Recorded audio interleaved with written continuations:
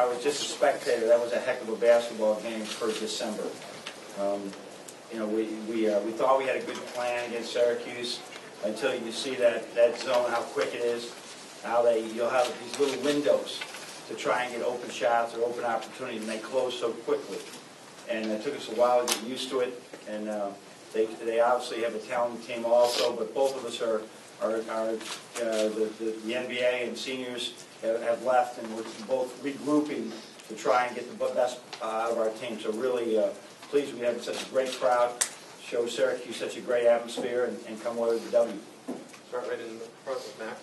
Coach, out of that timeout at 61 with about a minute left, what were you telling them to do? Were you go to spike on that play, or what were you going to do? No, I mean, it's really hard to go to somebody against that zone. You just got, we tried to get an action that would allow them to either we get a ball screen or we just, I urge them to move in. Sometimes we attack the zone from too far out, but somebody's going to have to make a big shot.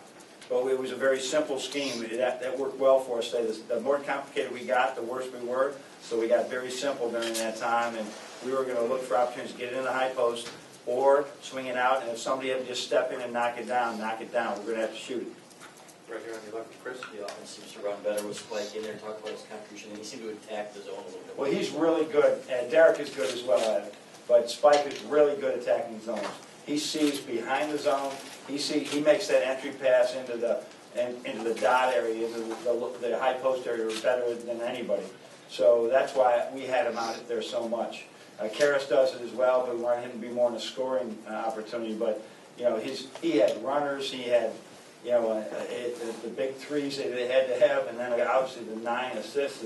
He's 16-0 the last 2 games, played really well. And Derek hadn't practiced in a week, and so I think that it's good news we could get him out there. At the same time, he didn't have the reps against the zone. We haven't seen any zone but a few minutes against Oregon State, so Zach had all the reps this week. Or Spike had. With the young team that you have, how important is it to have Spike be able to step up and take a big shot to get a moment? Well, we had the Nick Stauskas and the Tim Hardaways and the Trey Burks do that, and that's really a big shot for him to do. But there are other big shots in that game. You know, Cam in the left corner. You know, Ricky with a good finish inside. Zach Irvin made big shots for us, but it is something that we believe we can do, and that was my encouragement to him this year. Spike, we need you to score. This team cannot score like last year if you are just setting people up. Shoot the ball when you're open. You're really good at it. You mentioned regrouping. Regrouping. What does a win hanging on to a lead after last week of going on? What does this do to move forward? Well, I think the December wins are really good for your resume later on. But there's so much of the season to go. For us, okay, we feel good in the marathon at the 5-8 mile mark. You know, for Syracuse with a loss, or it's a little pebble in their sneaker, right? They got to get rid of it and move forward. But there's so much more to play.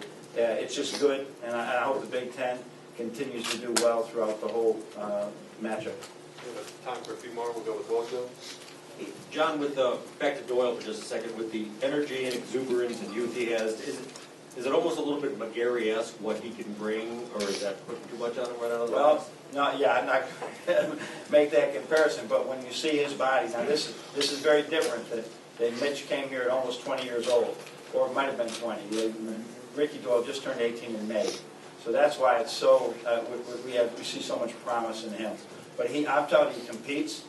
I will be surprised when I finish here when I leave and go up to my office, he's not in the gym shooting some foul shots. Really driven. And we got to harness that too, so he's not wearing himself out doing it, but really driven to be a good player, and that's really refreshing. Not refreshing, we get a lot of guys like that, but it is nice to see a big kid have that commitment. We'll close with Brendan and then Max. John, it was only like 2 weeks ago when you were just being asked, how you can ride your big 3 through every game and worrying about the team maybe getting over reliant on those 3. And then tonight it's Spike, it's Ricky, it's Cam. Yeah. Did this happen more quickly than you thought it would? Well, I don't think we're there yet. But it is good to have those 3 have those type of contributions today, because you're going to need, those guys are going to have off nights, and that we don't want those guys to just be residual players. They know, who should be getting shots, and they really look to those players.